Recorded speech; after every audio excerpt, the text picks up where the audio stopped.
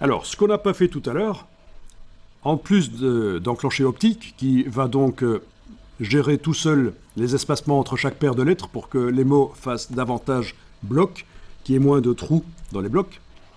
En plus de faire ça, vous avez aussi ceci, c'est l'approche de groupe. Et là, vous allez pouvoir augmenter, et globalement, les espacements entre les caractères augmentent. Avec la touche Shift, avec la touche majuscule, je vous rappelle que si vous cliquez là, ça va plus vite pour changer les valeurs. Et ça, c'est pas interdit du tout, au contraire. Ça aère le texte. Pour un titre, c'est très bien. Pour un logo, pour une illustration, une affiche, un poster, c'est très bien d'augmenter éventuellement l'approche de paire, l'approche de groupe, pardon, l'approche de groupe. Ici, c'est l'approche de paire, entre chaque paire de caractères, mais là, c'est l'approche de groupe. Donc ça se combine, les deux se combinent, pas de problème. Et ce qu'on voit parfois, pour donner vraiment un effet classieux, c'est ce genre de choses. Je vais diminuer ici. Ne le faites pas nécessairement, je diminue juste la taille des caractères. Je suis passé de 120 à 70. Et puis je vais aller augmenter ici fortement l'approche de groupe. Voilà, ce genre de choses, vous le voyez assez souvent. Quand on veut donner un effet vraiment haut de gamme au texte, on peut faire ça. Vous pouvez le faire maintenant si vous voulez. Augmenter fortement l'approche de groupe. Et pour que ça reste dans la page, j'ai quand même diminué un peu l'approche, la dimension du caractère. Mais je vais quand même l'augmenter un peu ici, voilà. Ok, on va faire comme ça. Pourquoi est-ce que ça donne un effet haut de gamme? Mais chaque fois que vous créez du vide, vous faites un effet haut de gamme. Et au contraire, chaque fois que vous faites du remplissage, vous faites un effet bas de gamme. Donc la preuve, vous le savez, regardez un beau livre d'art, il y a beaucoup de zones blanches inoccupées par des images ou du texte. Un beau magazine, vous avez, regardez les pages, vous avez des articles, mais vous avez aussi des grandes zones qui n'ont rien. Au contraire, les publicités que vous recevez dans votre boîte aux lettres qui vantent des produits qui sont le moins chers, tout a du remplissage. Il n'y a quasiment pas un endroit de la page qui n'est pas utilisé. Donc c'est ça. On fait passer le message, voilà, c'est haut de gamme, on a de l'argent, on peut se permettre de ne pas utiliser toute la page, de laisser des parties vides. Au contraire, nous sommes économes, nous faisons des produits pas chers, on optimise tout, toute la page est remplie, on ne gâche pas de l'espace sur la page. Voilà, c'est ça le message qui est convoyé par cette idée de est-ce qu'on fait du blanc ou pas quand on fait des mises en page, quand on fait des affiches, quand on fait des posters. Alors ici, j'ai tapé dans Google « Blank space is not your enemy ». C'est le titre d'un livre sur le graphisme, en fait. Je vais aller chercher ça par la partie image ici, voilà. Donc, c'est un livre qui vous explique justement que pour faire des belles affiches, des belles mises en page, des beaux livres, des beaux magazines, vous avez intérêt à utiliser l'espace blanc. Enfin, ils appellent ça ici white space, mais ça peut être aussi des fonds colorés, des parties, voilà. Donc, il faudrait que j'aille voir ça, si je peux vous montrer quelques pages de ce livre. Je ne pousse pas à l'acheter, bien sûr, c'est juste pour vous montrer que voilà, le sujet est tel que il y a même un bouquin qui a été écrit à destination des graphistes pour leur conseiller de bien utiliser les espaces vides pour ne pas avoir honte de créer des espaces vides dans leur mise en page. Il y a des exemples, pas énormément ici. Il faudrait que je trouve des exemples. Voilà, il montre des vieux exemples où il y a pas mal de vide, mais ce n'est pas le meilleur exemple. Donc je vous laisserai voir ça de toute façon sur la petite preview ici et lire éventuellement. Mais voilà. Alors autre chose que je vais vous montrer. Voilà. Donc vous voyez des espaces où il n'y a quasiment rien. On ne fait pas du remplissage. Donc ça, voilà. Sobriété, minimalisme éventuellement. Vous voyez tout l'espace qu'on a ici, on aurait pu mettre beaucoup plus de texte, mais non, un petit pavé de texte, voilà. C'est pas du remplissage. Ici, la lettre type qui montre, oui, pas mal d'espace blanc. Ah, c'est classieux, ça. C'est bien. Marrant ce logo d'ailleurs, au passage. On voit pas nécessairement tout de suite que c'est un oiseau, parce qu'il est un peu, voilà, caché relativement. Voilà, bon, ça c'est une chose. Autre chose que je veux vous montrer, c'est tout à fait l'inverse, les pires affiches qui existent. Ici, j'ai tapé dans Google 60 millions de graphistes. Et je vais tomber sur un site... J'espère que ceci, c'est bien ce que je recherche. Oui, c'est ça. Il y a peut-être plusieurs versions du site, en fait. Donc, c'est quoi leur idée? Aujourd'hui, tout le monde peut devenir graphiste. Il suffit de savoir double-cliquer. Mais évidemment, si vous regardez le site, ce que vous trouvez, c'est la galerie des horreurs. C'est les affiches pour la foire au boudin du village. C'est du remplissage. En fait, voilà, c'est les affiches moches, en fait. Donc, c'est intéressant de voir que c'est ce genre de choses qu'il ne faut pas faire. Il faut aller plus vers la sobriété. Généralement, quand même, voilà, des belles affiches, c'est pas ça, quoi.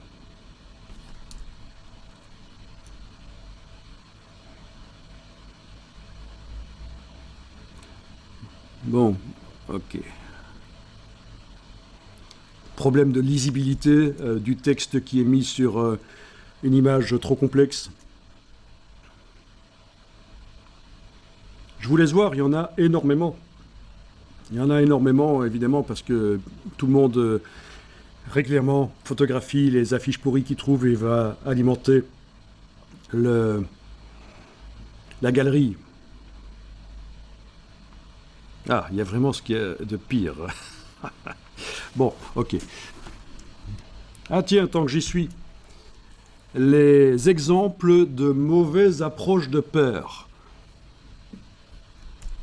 J'ai juste tapé ici « bad kerning » et ça aussi, si vous êtes abonné à des groupes Facebook ou autres, peu importe la plateforme, ou qui concernent le graphisme, et ce je vous conseille de faire, de vous abonner à des groupes, des forums, etc., sur plusieurs plateformes qui concernent le graphisme, vous allez recevoir des choses stimulantes pour l'imagination, des exemples de belles choses, mais aussi des choses rigolotes, des choses à ne pas faire. Et donc voilà quelques exemples de mauvaises approches de peur. Voilà, vous avez ici. En principe, c'est censé être Final Touch. FI, mais comme ça touche, ça vous fait Anal Touch. C'est pas génial. Bien sûr. Ah oui, ici vous avez Click Lovers, mais comme le C colle au L, ça fait Dick Lovers, et je vous rappelle que Dick en anglais, c'est pas quelque chose de très glorieux. Ah oui, ici. Bon, ça tourne souvent autour du sexe, mais bon, voilà, c'est comme ça. Megaflix, le L et le I qui sont ensemble, ça fait Megafux. Donc faites gaffe quand même à ce genre de choses. Voilà. Il y en a plein d'exemples de mauvaises approches qui font finalement autre chose que ce que ça voulait dire. Voilà. Voilà. Kids Exchange. Vu qu'il n'y a pas d'espace entre les mots, vous voyez le mot sexe qui apparaît, et à côté des deux autres mots, c'est pas génial. Il y en a plein d'exemples plus drôles les uns que les autres. Il y a un exemple que j'aurais voulu retrouver où ils ont expressément fait une mauvaise approche. Ils ont fait quelque chose de drôle. Mais je ne le retrouve pas ici. Oui. Je m'en lasserai pas, c'est tellement drôle. C'est souvent clic qui devient dick en plus. Voilà, je remarque. Quoi qu'il en soit, on est revenu sur notre exemple ici. Voilà. Approche de groupe, côté classieux, génial, bien. Qu'est-ce qu'on peut faire avec ça? Eh bien, on va faire de la déformation par enveloppe. Vous allez sélectionner le texte, à la ligne de base avec la flèche noire. Je vais aller voir dans la palette des calques ce qu'on a actuellement dans la palette des calques. Donc dans la palette des calques, sur ce calque que je déploie, on trouve le texte. Ça, c'est un texte. C'est un objet texte modifiable. Ok, il est sélectionné. La cible ici est double. Ça indique bien que c'est bien ça qui est sélectionné. Bon, ça paraît clair de toute façon. On voit la ligne de base qui est sélectionnée aussi. Et alors, on va aller chercher objet, distorsion de l'enveloppe, objet, distorsion de l'enveloppe, et vous allez demander créer d'après une déformation. Objet, distorsion de l'enveloppe, créé d'après une déformation. Et voilà, déjà derrière, on voit qu'on a un arc de cercle, donc le texte est sur un arc de cercle. Vous pouvez modifier les paramètres de manière à obtenir ce que vous souhaitez obtenir. Les deux curseurs du bas, je vais les laisser à 0%. C'est sur lui du dessus que je vais modifier, voilà. Et ça peut être intéressant. Vous avez d'autres enveloppes qui sont disponibles. Donc vous avez bien la case aperçue cochée, bien sûr, pour voir ça. Si votre case aperçue est grisée, impossible à cocher, ça veut dire que votre objet, quand vous êtes allé dans cette boîte, menu objet, distorsion de l'enveloppe,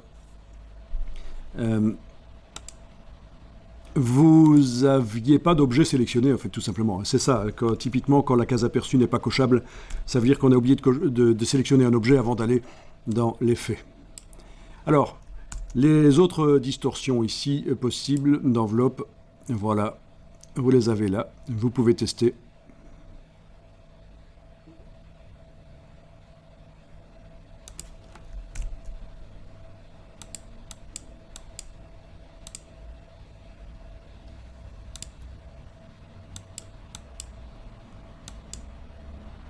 Bien, je vais finalement prendre l'arc. La plupart du temps, c'est à ça que ça sert, c'est pour faire du texte en arc de cercle. Et je clique sur OK. Alors, qu'est-ce qu'on trouve dans la palette des calques? On trouve maintenant un objet qui s'appelle enveloppe. Le texte est toujours modifiable, il est toujours là dans le système d'enveloppe, mais dans la palette des calques, on ne le voit pas actuellement. On n'arrive pas à déployer, il n'y a pas un petit triangle pour déployer l'enveloppe et voir le texte à l'intérieur. Non.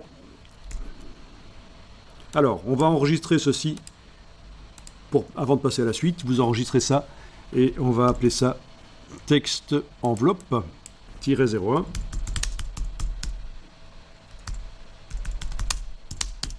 Voilà. OK, OK. Alors, le texte reste modifiable, donc l'enveloppe est sélectionnée. Vous voyez, avec la flèche noire, si on clique à côté, c'est pas sélectionné. Avec la flèche noire, si on reclique dessus, c'est sélectionné. Donc, comment est-ce qu'on fait pour modifier le contenu, le texte? Eh bien, vous avez ici sur la barre contrôle, c'est une des premières solutions, vous avez deux icônes. Modifier l'enveloppe et modifier le contenu. Voilà. Quand vous êtes en modifier l'enveloppe, vous avez les raccourcis de l'enveloppe ici, arc, voilà, et la valeur d'inflexion. Ça, c'est tout ce qui était dans la boîte. En fait, voilà. C'est tout ce qui était dans la boîte de distorsion de l'enveloppe. Mais quand vous cliquez sur la partie droite ici, vous êtes en train de modifier le contenu et vous allez pouvoir, et ça, c'est pas évident à comprendre, vous allez pouvoir modifier le texte. Mais le texte, regardez, avec l'outil texte, il est en fait ici. C'est pas le texte tourné, c'est le texte non tourné qui est là. Quand on le sélectionne comme ça, et on voit qu'il est là. Alors, si on fait CTRL-Y, on le voit bien. On ne voit pas la distorsion, le texte tourné, on voit le texte original. Donc, CTRL-Y, commande Y sur le Mac, c'est donc affichage tracé, menu affichage tracé. ces passages en version sans les couleurs. Et là, vous pouvez sélectionner le texte. La police de caractère peut être modifiée. Le texte peut être modifié. Voilà. Je repasse en affichage aperçu, CTRL Y, et voilà. Le texte est modifié.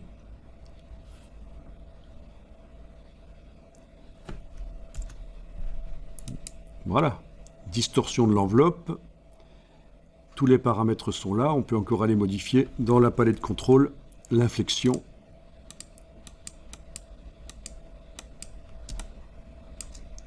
Voilà. Autre manière de gérer ce genre d'objet, distorsion par enveloppe, quand vous avez l'objet qui est sélectionné avec la flèche noire, que ce soit la partie enveloppe, donc la partie gauche ici, ou modification du contenu, vous allez dans Objet, distorsion de l'enveloppe, et dans le bas, vous avez la possibilité de dire que vous voulez modifier l'enveloppe, ou alors Objet, distorsion de l'enveloppe, dans le bas, forcément, puisque vous êtes passé en distorsion de l'enveloppe, il vous propose l'autre alternative, modifier le contenu. Donc c'est l'équivalent des deux icônes qu'on a ici, en fait. Modifier l'enveloppe ou modifier le contenu.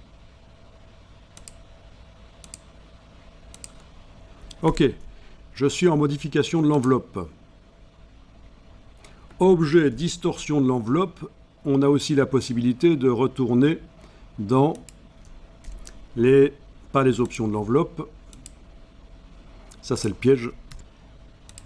Objet, distorsion de l'enveloppe, réinitialiser d'après la déformation. Et ça réouvre la boîte. Et vous pouvez aussi modifier. Donc c'est le curseur qu'on trouvait là au-dessus dans le panneau contrôle.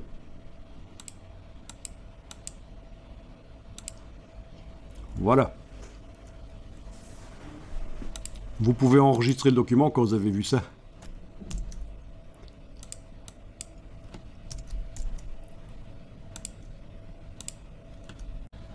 Voilà, après c'est vous qui gérez comment vous allez utiliser ça. Ici, ne le faites pas, je vais juste déplacer avec la touche Alt, voilà, et je vais dire que je modifie le contenu. Je vais faire CTRL Y pour voir le texte là où il est, voilà.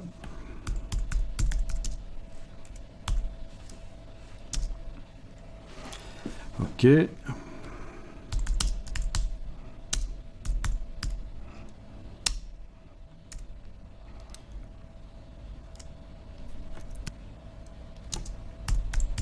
Bon, voilà, je tape n'importe quoi.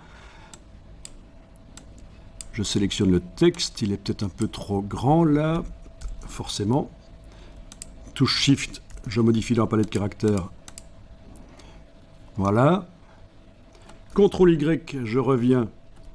Et voilà, etc. Donc, c'est relativement de mauvais goût. Mais, pour certains...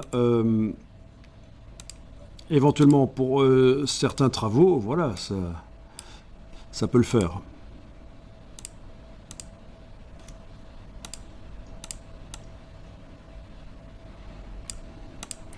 Ok. Petite transformation manuelle